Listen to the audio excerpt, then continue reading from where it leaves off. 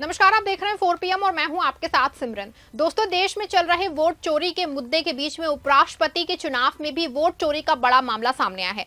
India गठबंधन के एक दो नहीं, लगभग 25 सांसदों के वोट इधर से उधर यानी कि इंडिया से एनडीए में हो गए हैं।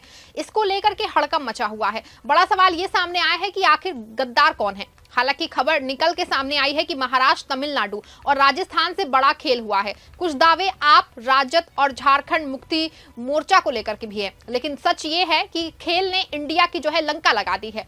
कैसे इंडिया गठबंधन के 25 वोट चोरी हो गए हैं और क्यों महाराष्ट्र, तमिलनाडु और राजस्थान का नाम जो है सामने आ रहा है, ये सब कुछ मैं आपको अपनी इस रिपोर्ट में बताने वाली हूँ। दोस्तों, कल यानी कि 9 सितंबर को वोटिंग हुई और रिजल्ट ने सबको सदमे में डाल दिया। एनडीए के सीपी राधाकृष्णन 452 वोट ले उड़े, जबकि इंडिया ब्लॉक का जस्टिस बी सुदर्शन रेड्डी को महज 300 वोट ही मिल पाए। आपको बता दूं कि कुल 767 वोट पड़े थे, जिसमें से 15 इनवैलिड थे, लेकिन असली धमाका तो 25 क्रॉस वोटिंग का हुआ। आपको बता दूं कि जो इंडिया गठबंधन खुद क्रॉस वोटिंग के भरोसे जीत के सपने बुन रहे था, लेकिन उल्टा उनके ही 15 वोट गायब हो गए। जयराम रमेश ने वोटिंग से ठीक पहले ट्वीट कर बताया कि इंडिया के सभी 315 एमपी वोट डालने पहुंचे हैं। उन्होंने लिखा कि 100% टर्नआउट, ऐसी एकता कभी नहीं देखी। लेकिन रिजल्ट आया तो 300 वोट ही सुदर्शन रेड्डी को मिले। 15 वोट आखिर कहां गायब, ये तो खुली साजिश है। आपको बता दें कि 2024 लोकसभा में इंडिया ने 234 सीटें जीती तो एनडीए को 293 सीटें मिली थी। इस जोश से विपक्ष ने सोचा उपराष्ट्रपति चुनाव में एनडीए के कुछ एमपी क्रॉस हो जाएंगे, हम जीत लेंगे। एनडीए के पास 425 एमपी, इंडिया के पास जो है 324 वोट थे, लेकिन रिजल्ट ने सबको उसके होश उड़ा दिए। राधाकृष्णन को 452 मतलब 27 एक्स्ट्रा वोट और इंडिया को 300 यानी कि 24 कम। 15 इनवैलिड में से ज्यादातर इंडिया के। ये इत्तेफाक थोड़े हैं यार। जयराम का ट्वीट तो वायरल था, लेकिन अब लोग ठाके लगा रहे हैं। लेकिन अमित मालवीय ने रिप्लाई में तंज कसा है कि सभी 315 वोट पड़े, लेकिन किसके लिए? इंडिया को 15 कम। ये मजाक नहीं है, हकीकत है। सवाल ये है कि क्या मोदी सरकार ने सत्ता का नंगा नाच दिखाया? लोकतंत्र में वोट कैसे गायब हो जाते हैं? 2022 में जगदीप धनखड़ को 528 वोट मिले थे, मार्गरेट अल्वा को 182। तब विपक्ष बिखरा था। अब इंडिया मजबूत, लेकिन क्रॉस वोटिंग ने सब तबाह कर दिया। इंडिया ने कितना शोर मचाया। मल्लिकार्जुन खड़गे बोले हमारी एकजुटता अटूट है। राहुल गांधी ने बिहार में मंचों से संविधान की रक्षा करने का ऐलान किया, लेकिन रिजल्ट ने एकता का पर्दाफाश कर दिया। 15 वोट गायब और अफवाहें 25 क्रॉस वोटिंग की। जयराम ने पोस्ट रिजल्ट सफाई दी है कि हमारा प्रदर्शन सम्मानजनक रहा है, हमें 40% वोट मिले, जबकि 2022 में 26% थे। बीजेपी की जीत नैतिक पराजय, लेकिन 15 वोटों की चोरी, ये तो डायरेक्ट ब्लैकमेल है। विपक्ष का यूनिटी शो फेल हो चुका है, लेकिन बड़ा सवाल ये है कि आखिर गद्दार कौन है? वो कौन से 25 वोटर्स हैं जिन्होंने अंदर खाने में इंडिया गठबंधन के साथ बड़ा खेल कर दिया है? ये बात तो पहले से ही तय थी कि इंडिया गठबंधन की हार होनी है, लेकिन इंडिया के साथ भी क्रॉस वोटिंग का खेल होगा, ये अंदाजा पहले से किसी को नहीं था। लेकिन जब रिजल्ट सामने आया तो हंगामा मचा है और अब गद्दारों की खोज शुरू हो चुकी है। वैसे तो उंगलियां तमिलनाडु के स्टालिन सरकार पे जो है वो लग रही है। शरद पवार और उद्धव ठाकरे पे भी सवाल उठ रहे हैं। राजस्थान से भी कुछ सांसदों के टूटने की खबरें आ रही हैं, लेकिन इसका कोई ठोस सबूत किसी के पास नहीं है, बल्कि ये कयासबाजी है। दरअसल स्टालिन सरकार इसलिए निशाने पे है, सीपी राधाकृष्णन तमिलनाडु से हैं, इसीलिए लोग कयास लगा रहे हैं कि शायद इस वजह से वहां के कुछ सांसद टूट गए हों। कुछ ऐसा ही मामला महाराष्ट्र को लेकर भी देखा जा रहा है। दरअसल उपराष्ट्रपति चुनाव से पहले शरद पवार से मोदी सरकार के चहेते कहे जाने वाले गौतम अडानी शरद पवार से मिले थे। हालांकि शरद पवार के मिलते ही ये चर्चा शुरू हो गई थी कि अंदर खाने में कोई खेल हो गया है, लेकिन कहा जा रहा है कि ये एक औपचारिक मीटिंग थी, इसका उपराष्ट्रपति चुनाव से कोई लेना देना नहीं था। लेकिन कयास यहाँ भी यही लगाए जा रहे हैं कि अडानी और शरद पवार की मीटिंग हुई थी।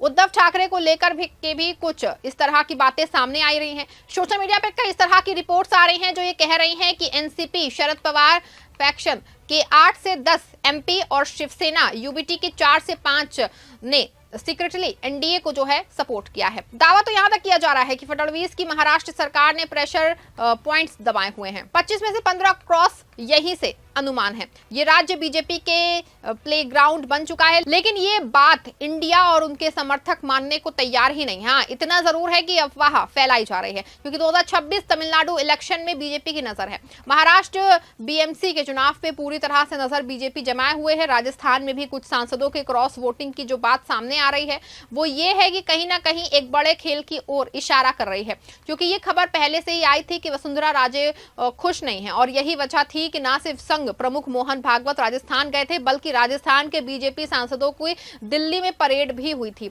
कहा जा रहा है कि किसी चूक के निपटने के लिए मोदी जी के चाणक्य का राजस्थान को लेकर के कुछ प्लान था और यही प्लान का नतीजा था तो 2 से 3 वोट सरक गए। लेकिन सवाल यह है कि बीजेपी ने ये जाल कैसे छिपाया। सिंपल है, डर का साम्राज्य। मोदी सरकार ने ईडी सीबीआई को विपक्ष का काल बना दिया। 90% विपक्षी लीडर्स पे केस पेंडिंग है। शरद पवार पे सालों से रेट्स, उद्धव पे मुंबई डेवलपमेंट स्कैम और स्टॉलिन के मिनिस्टर्स पे मनी लॉन्ड्रिंग, राजस्थान कांग्रेस पे लैंड डील्स को लेकर के कई केस पेंडिंग है। और अगर ऐसे में क्रॉस वोटिंग हो जाए तो कोई बहुत बड़ी बात नहीं है। देश में ईडी और सीबीआई का क्या हाल है ये किसी से छिपा तो है नहीं। वैसे कभी उपराष्ट्रपति के चुनाव में क्रॉस वोटिंग को नया खेल नहीं है। साल 2022 में भी क्रॉस हुआ थे, लेकिन अब स्केल बड़ा है। ऐसे में विपक्ष को तोड़ने का फॉर्मूला परफेक्ट किया। दबाओ, डराओ, जीतो। सवाल यह है कि क्या इस फॉर्मूले पे काम हो रहा है। जीत के बाद किरेन रिजिजू ने अपने दलों के साथ इंडी गठबंधन के लोगों का भी धन्यवाद दिया है, जो इस बात की गवाही है कि सिर्फ क्रॉस वोटिंग ही नहीं हुई है बल्कि कराई गई है। किरेन रिजिजू ने सोशल मीडिया पे साझा एक पोस्ट में लिखा कि एनडीए और हमारे सभी मित्र सांसद एकजुट रहे। इंडी गठबंधन के कुछ सांसदों को भी विशेष धन्यवाद, जिन्होंने अपनी अंतरात्मा के आधार पे एनडीए उम्मीदवार सीपी राधाकृष्णन को वोट दिया है। उन सभी को धन्यवाद जिन्होंने एक सच्चे देशभक्त को देश का नया उपराष्ट्रपति चुना है। रिजिजू के पोस्ट से साफ है कि चुनाव में अंदर खाने में बड़ा खेल हुआ है। अगर नहीं हुआ होता तो माननीय संसदीय कार्य मंत्री जी को इंडी गठबंधन के लोगों को बधाई नहीं देनी पड़ती। वैसे शरद पवार गुट के दावे हमारे अपने नहीं है। शिवसेना के नेता संजय निरुपम ने कहा है कि शरद पवार गुट के सांसदों ने भी एनडीए को मतदान किया। कितने सांसदों ने हमें वोट किया इसकी जानकारी नहीं है। विपक्ष के पास 324 वोट थे, लेकिन विपक्ष को 300 वोट ही मिले। विपक्ष अब इस चुनाव के बाद वोट चोरी का रोना नहीं रोएगा। निरुपम ने यह भी कहा कि सुबह से विपक्ष के बड़बोले नेता अलग अलग दावे कर रहे थे। वातावरण बना रखा था कि एनडीए के वोट बिखर जाएंगे, लेकिन परिणाम के बाद एनडीए के संख्या बल से ज्यादा मतदान मिले। एनडीए को 16 मत ज्यादा मिले, जबकि 15 वोट रद्द हुए या कई लोग उपस्थित नहीं थे। वाईएसआईसीपी ने जो है एनडीए को समर्थन दिया। 16 वोट किसके हैं ये अब सवाल है। आपको बता दें कि संजय निरुपम का सीधे तौर पे कहना है कि ये एनसीपी के सांसद हैं। वहीं दूसरी ओर ये बता किसी भी हाल में साफ नहीं हो सकता है कि किस सांसद ने एनडीए को वोट दिया है और किसने इंडिया गठबंधन को दिया है, क्योंकि ये उपराष्ट्रपति का चुनाव गुप्त मतदान प्रक्रिया का हिस्सा है। ये तभी किसी सांसद को पता चल सकता है जब वो दावा करे कि उसका वोट गलत ऐड कर दिया गया। लेकिन काम इतना आसान नहीं है, इसके पीछे भी कहानी है। और जो है जिस सांसद ने क्रॉस वोटिंग की होगी वो तो ये बताने से रहा कि वो विरोधी खेमे में मिल गया है। ऐसे में बड़ा सवाल यह है कि गद्दार कौन है और गद्दार के नाम पे बीजेपी के अलग खेल वो शुरू कर दिया है। कहीं बताया जा रहा है कि आपके 6, आरजेडी के 3 और जेएमएम के 1 सांसद ने खेल किया है और जो आंकड़ा हमने आपको बताया है उसकी भी चर्चा है। दरअसल ये वोट कहां से आए हैं तो साफ नहीं है ये तो, हाँ, लेकिन गद्दार इंडिया गठबंधन के अंदर छिपे हैं, ये बात साफ हो गई है कि लेकिन अब इसको लेके बीजेपी मुद्दा बना के इंडिया गठबंधन की ताकत को खत्म कर देना चाहती है। सवाल यह है कि जो 25 वोट की चोरी हुई है उसमें शरद पवार का हाथ है या स्टॉलिन का या अरविंद केजरीवाल या फिर तेजस्वी यादव या खुद इसके पीछे सत्ता का खेल है। पूरे मामले पे आपकी क्या राय है कमेंट में जरूर लिखिएगा। खबर को लाइक और शेयर भी करिएगा।